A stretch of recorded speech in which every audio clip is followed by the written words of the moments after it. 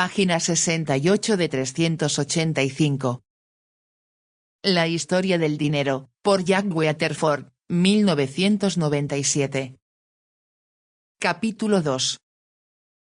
El quinto elemento. 2.5.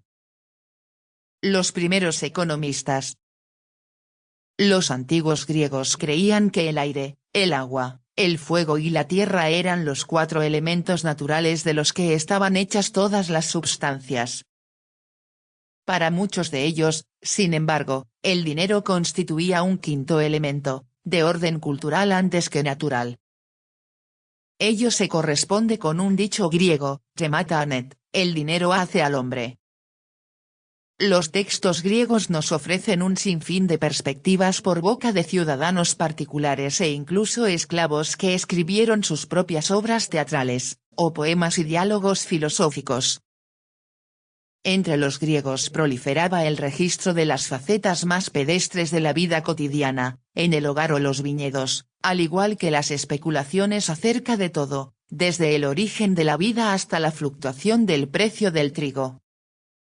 La Trinidad filosófica de Sócrates, Platón y Aristóteles parece el epítome de la época clásica, pero, ¿cuán representativos son ellos tres del espíritu y la cultura que lo rodeaba? Después de todo, fueron los propios atenienses quienes condenaron a Sócrates a muerte.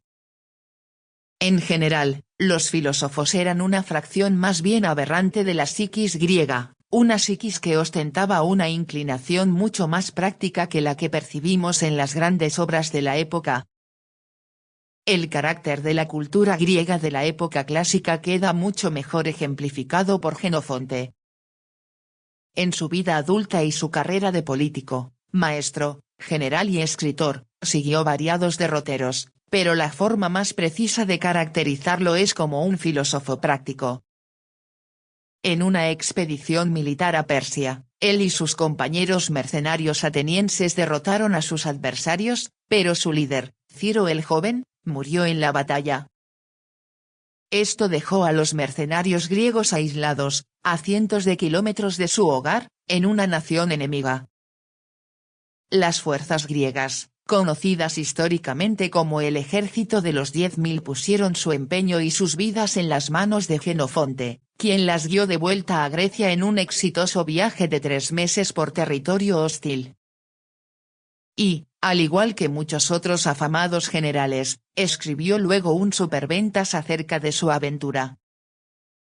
En su Anábasis, Jenofonte describe la prolongada campaña, pero no se convierte él mismo o a sus oficiales en héroes al estilo de los que describía Homero.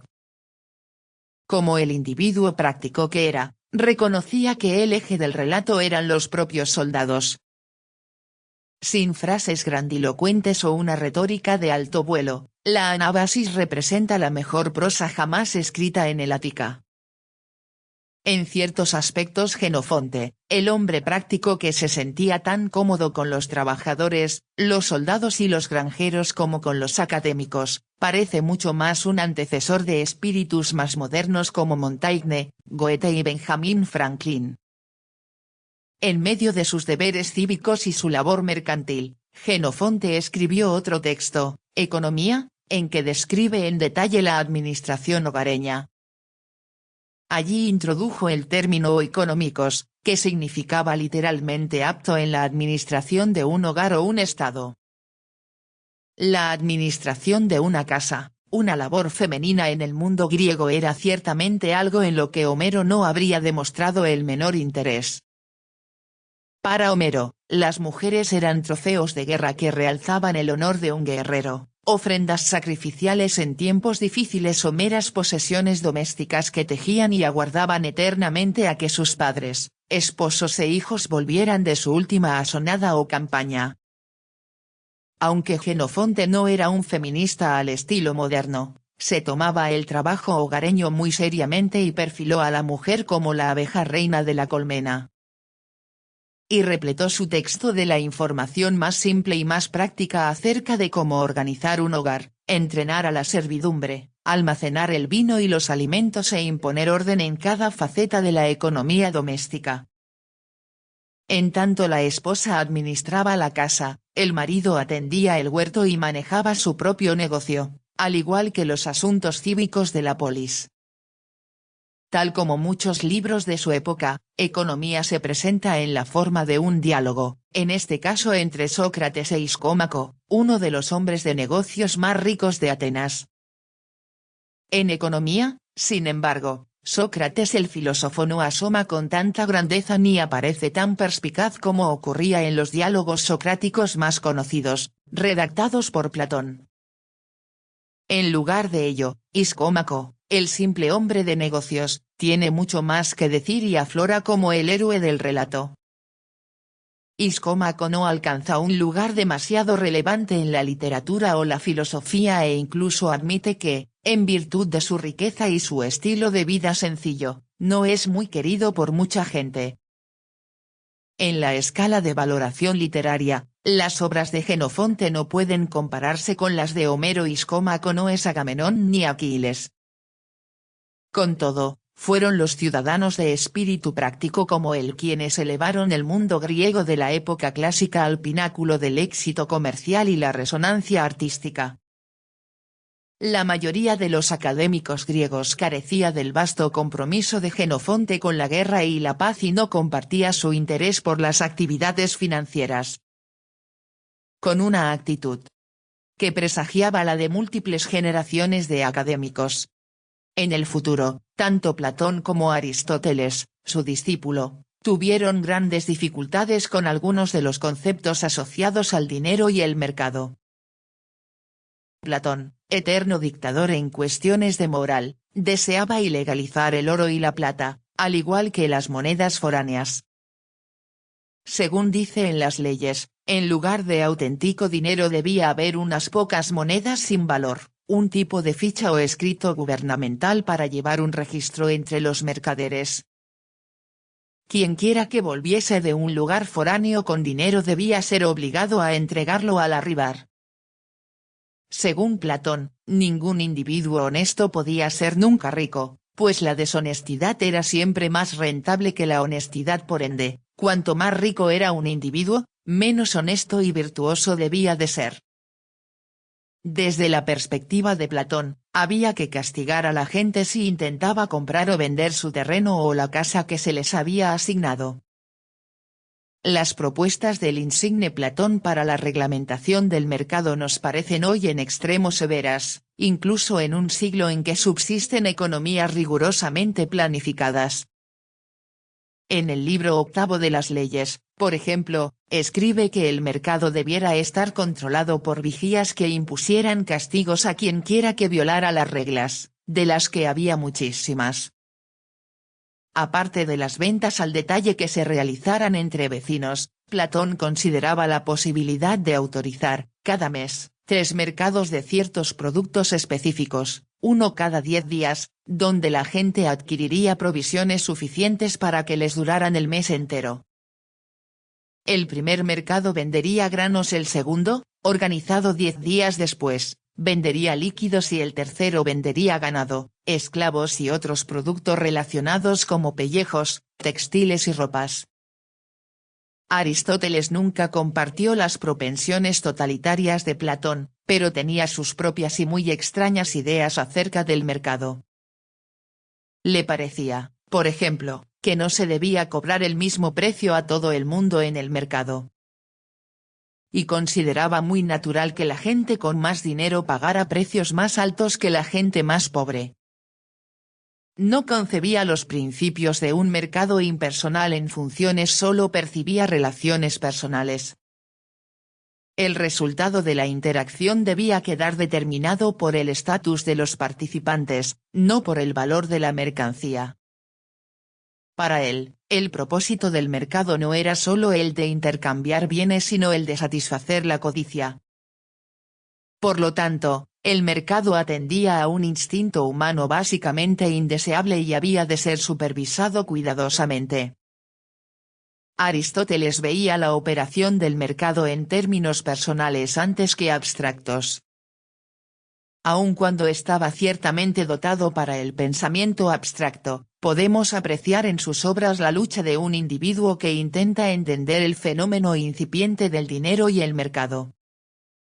Antes de la invención del dinero en forma de monedas, la historia es pródiga en civilizaciones, en los diversos continentes, que hablaban lenguas diferentes y adoraban a distintas deidades, pero en casi todas ellas podemos apreciar un patrón común.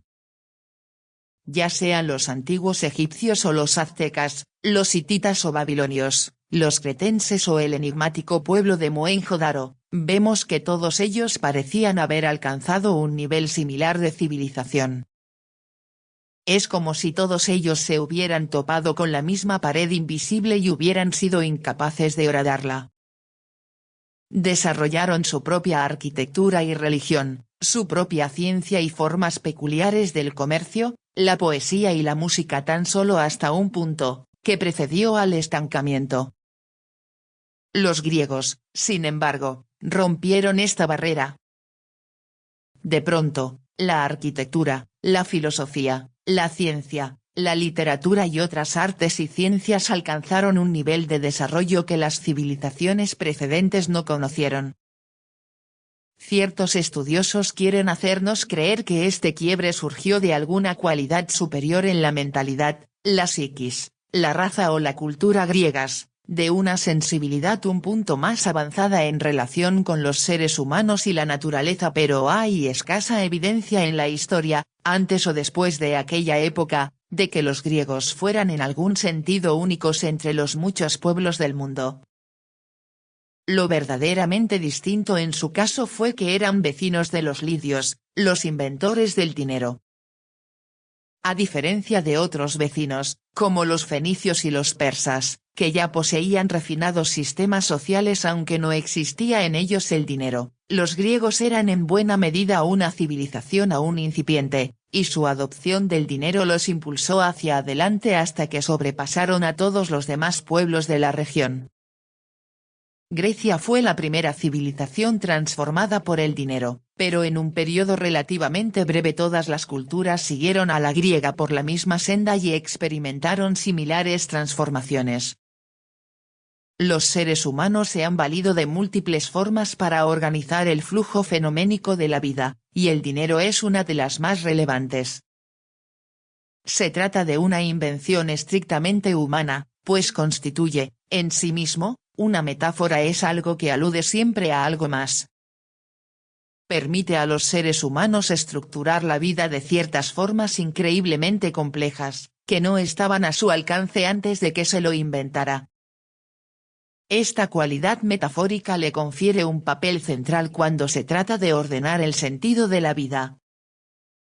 El dinero representa una forma infinitamente expandible de estructurar el valor y las relaciones sociales, personales, políticas y religiosas, a la par que las comerciales y económicas. Dondequiera que estuvo el dinero, creó mercados. Y creó una nueva geografía urbana, dando origen a pueblos y ciudades focalizadas en el mercado antes que en el palacio. El intercambio de bienes requirió de nuevas rutas comerciales por tierra y mar, de un nódulo urbano al otro, vinculando así a Grecia y las tierras vecinas en una novedosa red comercial.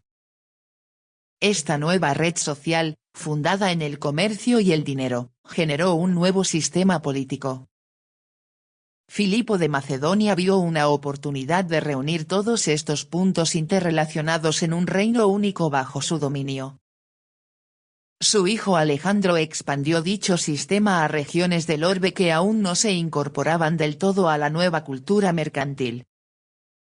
A medida que conquistaba nuevas tierras, fundaba nuevas ciudades comerciales, que a menudo bautizó con su nombre, y que unirían esa nueva tierra al universo mercantil en expansión de su imperio. En Egipto, fundó Alejandría a orillas del Mediterráneo, para que sirviera de nexo entre los comerciantes griegos y los ricos más aislados del valle del Nilo. Gracias a Alejandro, el griego pasó a ser la lengua del comercio. Los mercaderes del delta del Nilo, de la isla de Sicilia, a lo largo de la costa tunecina y en las ciudades de Israel se valían del griego para comerciar, El griego hablado en los mercados de Iberia y Palestina no era el griego clásico de Aristóteles y, por cierto, tampoco el griego antiguo de Homero. Los mercaderes empleaban una forma simple, casi un híbrido, un griego de tenderos, pero este lenguaje se mostró capaz de transmitir grandes ideas, muy por encima de las necesidades del sencillo intercambio mercantil. Los mercados del Mediterráneo se convirtieron en puntos focales de discusión de un nuevo credo. Los seguidores de Jesús utilizaron este griego simplificado para difundir sus ideas de un centro mercantil al otro. Sus discípulos y seguidores hablaban en los mercados de ciudades como Éfeso, Jerusalén, Damasco, Alejandría y Roma. Escribían sus historias en el griego mercantil, a veces denominado el griego pobre de Dios, y esos escritos se convirtieron después en el Nuevo Testamento. En la fase previa al florecimiento del sistema mercantil griego, cada nación contaba con sus propias deidades. Los dioses de los egipcios eran distintos a los de los griegos, de los persas y los hebreos. La cultura mercantil ahora común brindó una oportunidad al surgimiento de un credo también compartido, abierto a todos los pueblos. El cristianismo se difundió en las ciudades del Mediterráneo como un concepto religioso absolutamente nuevo y revolucionario. Era un credo por entero urbano, sin las deidades de la fertilidad, o climatológicas, del sol, el viento, la lluvia y la luna asociadas con los agricultores. Fue el primer credo que buscó superponerse a las divisiones sociales y culturales y unirla en un único credo dominante en todo el mundo conocido. Sus seguidores buscaron activamente hacer del cristianismo esa religión universal, en la misma medida que el dinero iba creando una economía universal. El acuñamiento de la primera moneda en Lidia desencadenó una revolución que se inició en el comercio pero se difundió, en forma simultánea, al diseño urbano, la política, la religión y la búsqueda intelectual. Creó una forma enteramente nueva de organizar la existencia humana. Después de casi 500 años de acelerado cambio social, todas estas fuerzas se concentraron en el auge de un nuevo tipo de imperio cuyo centro estaba en Roma. Ese imperio único marcaría la mayor expansión de la civilización clásica engendrada por el dinero, pero también perfilaría el principio del fin del dinero como un sistema basado en monedas de metal. Roma supuso, al mismo tiempo, la cima del mundo clásico y su destrucción. Página 75.